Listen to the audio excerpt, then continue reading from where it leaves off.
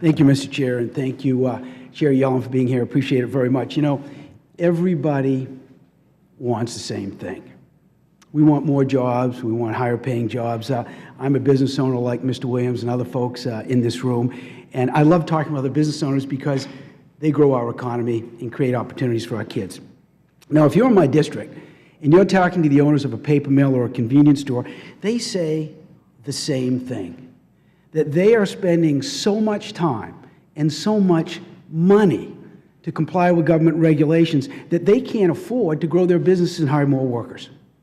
Now, the Competitive Enterprise Institute calculates that the cost of businesses in America in 1 year to comply with just federal government regulations is $1.9 trillion. $1.9 trillion. Now, these businesses pass on the cost of these regulations in the price of their products. So our families are spending about $15,000 a year for businesses to comply with government regulations. Now, I'm sure we can agree, Ms. Chair, that businesses need to be fairly regulated and predictably regulated, but when those regulations are killing jobs, it's just not right. Now, several years ago, with a highly partisan vote with very little Republican support, the 2,300-page Dodd-Frank bill was passed. And since then, there have been mountains and mountains of regulations and rules that are starting to smother our financial services industry. And one part of Dodd-Frank that's a great concern of mine is the too big to fail regulations, the SIFI designation. Now, when FSOC is trying to identify what banks and other non-financial institutions like asset managers should be designated as too big to fail, it means that the taxpayers, if they fail, will have to step in and bail them out. Now, we all know that there's a huge difference, Chair Yellen, between large money center banks with all kinds of tentacles running through our economy and asset managers, mutual funds, pension fund managers that handle the retirement savings for millions of Americans with no systemic risk to the economy.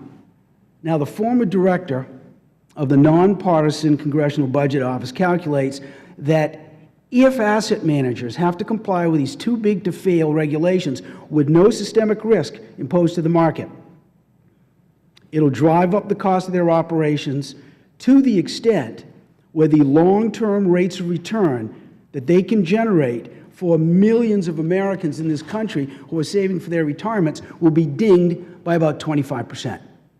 I don't know about you, but where I come from, 25% is a lot of money. Can't we agree, Chair Yellen, right now, that it just doesn't make any sense for non-bank financial institutions that pose no systemic risk to the market, like asset managers, they should escape this Dodd-Frank regulation that penalizes our savers?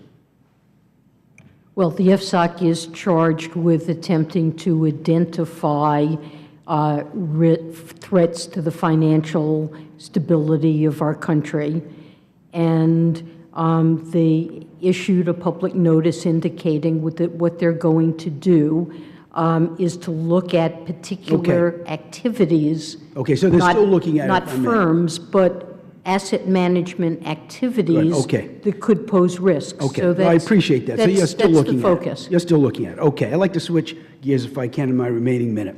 You've stated on a number of occasions that you're very concerned about unsustainable deficit spending in this country, how it might impact economic growth and job creation, and I agree.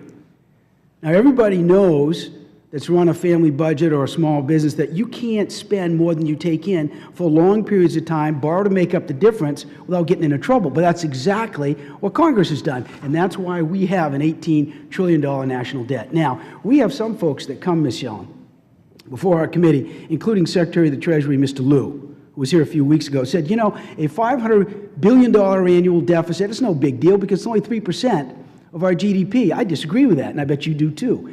I was a state treasurer in Maine, and I can tell you that high levels of public debt caused by long periods of deficit spending can do great damage to our economy because we need to pay the interest on that rising debt. Therefore, we're not able to spend it to build roads and bridges and educate our kids. This year, Chair Yellen, this year, We're spending about $230 billion interest payments on that debt. And in 10 years, it's projected to be $800 billion more than we pay to defend our country. Can't we agree that it's about time you help us and Congress gets its act together when it comes to reducing our deficit spending and our debt? Well, I did indicate my concern with the sustainability of the debt path that the United States is on. And I hope you use your influence in this town, Chair Yellen, to make sure you talk with other folks in the administration to make sure they work with us. Time of the gentleman has expired. Thank you, sir. The chair wishes to inform the remaining